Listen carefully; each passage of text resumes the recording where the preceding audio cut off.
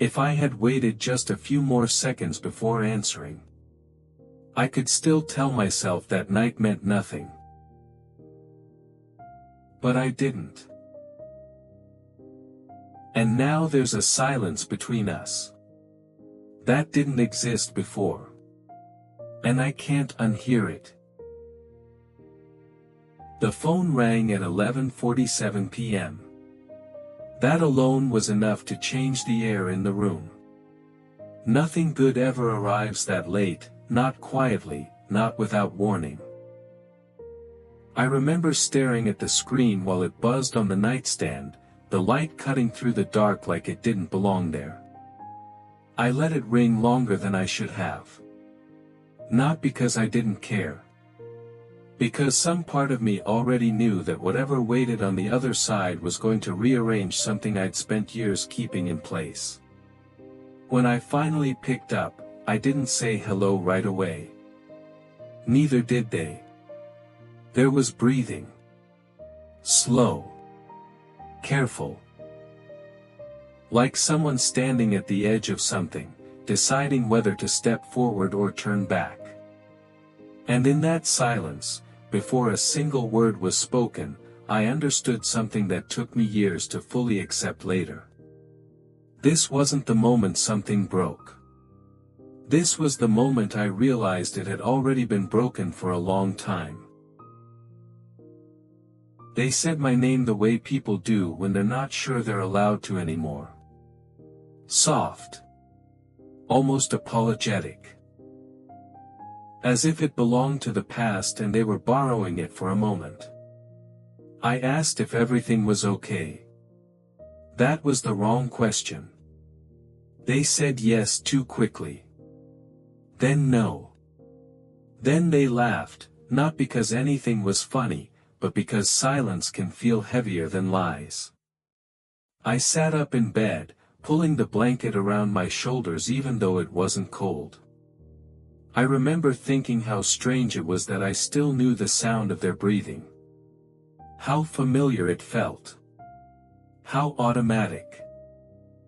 We talked about nothing at first. Small things. The kind of things people reach for when they're afraid of what's underneath. Weather. Traffic. Someone we both knew who had moved away years ago. Every sentence felt like it was circling something we weren't naming. I kept waiting for the reason for the call. It never really came. Not directly. At some point, they said, I didn't know who else to call. And there it was. Not a confession. Not an apology. Just a quiet admission that I was still reachable. Not close. Not chosen. Just available. I felt something tighten in my chest, but I didn't say anything. I didn't ask why they needed to call. I didn't ask what they wanted. I was afraid that if I asked the wrong thing, the line would go dead and I'd be left alone with the echo of my own voice. So I listened. I've always been good at that. They talked about being tired. About how days felt heavier now. About how things didn't turn out the way they thought they would. Nothing dramatic. Nothing that required fixing. Just the slow accumulation of disappointment that settles into people when life doesn't fall apart, but also never quite comes together. As they spoke, memories kept slipping in without asking permission. Us sitting on the floor years ago, backs against the couch, sharing cheap takeout because we didn't have proper plates yet. The way they used to look at me when I spoke, like what I said might matter. The way I used to believe that meant something permanent. I realized, listening to them now, that I hadn't thought about those moments in a long time. Not because they didn't matter. Because it hurt less not to touch them. There was a pause in the conversation. Not the comfortable kind. The kind where one of you is deciding whether to be honest, and the other is pretending not to notice. They said my name again. Then they said, "I miss you." I didn't answer right away. Not because I didn't feel it, but because I didn't know which version of me they were talking to. The one from years ago, who believed in unfinished sentences and future plans. Or the one sitting in the dark now, older, quieter, having learned how easily people can drift away without ever meaning to. I finally said, "I know." It wasn't what they were hoping for, but it was the truth. After that, something shifted. The conversation didn't end, but it thinned out. Like smoke after a fire has already burned through everything it could. We kept talking, but the weight had moved. I could feel it. They could too. I started noticing the things they didn't ask me. They didn't ask how I was doing. They didn't ask who I'd become. They didn't ask if I was happy. And I realized something else, quietly, without bitterness. They weren't calling to know me. They were calling to feel less alone. That realization hurt more than anger ever could. Because anger gives you direction. Loneliness just sits there. I wondered how long it had been since our relationship stopped being mutual and turned into something I carried alone.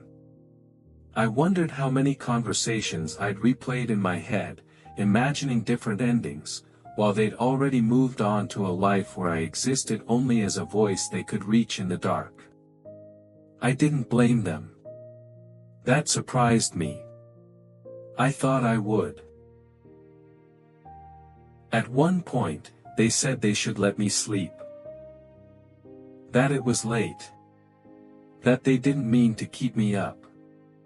Their voice had that familiar tone, the one they used when they wanted to leave without making it feel like they were leaving. I told them it was okay. Because in that moment, it was. What wasn't okay had already happened long before the phone rang.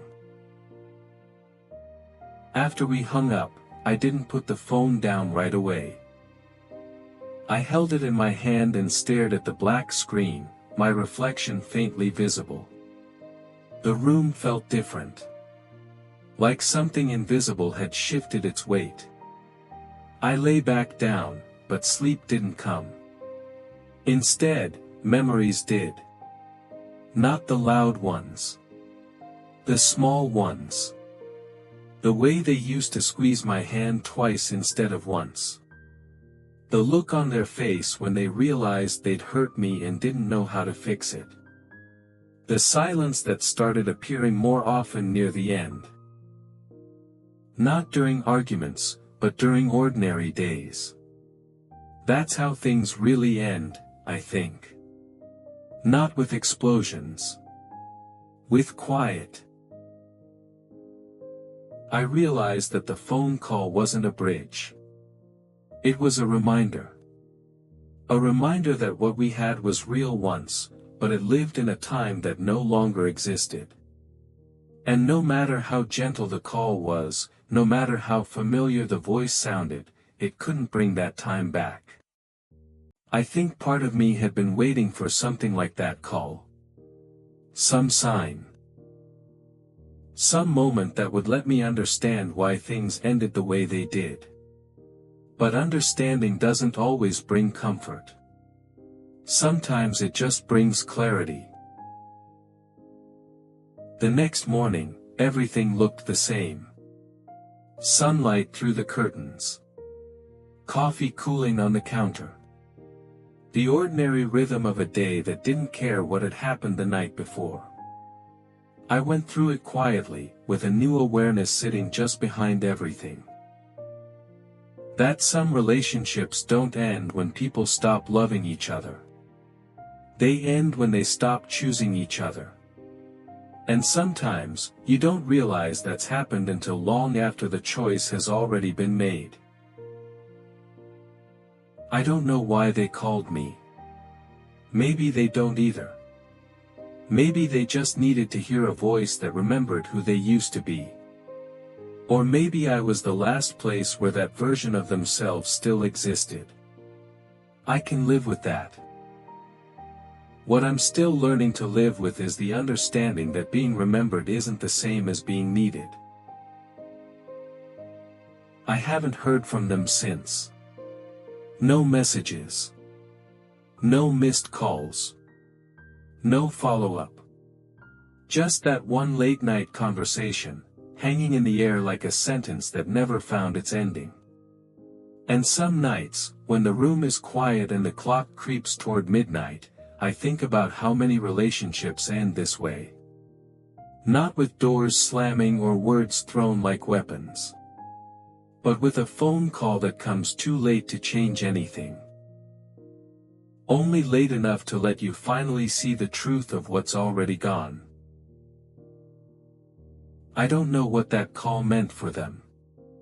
For me, it meant letting go of a version of the past I'd been holding onto without realizing it. Not dramatically. Not all at once. Just quietly. And sometimes, when my phone lights up late at night now, my heart still pauses for half a second before I look. Not with hope. With memory. I wonder how many of us are carrying relationships that ended without ever saying goodbye. And whether realizing that is harder. Or easier. Than never knowing at all.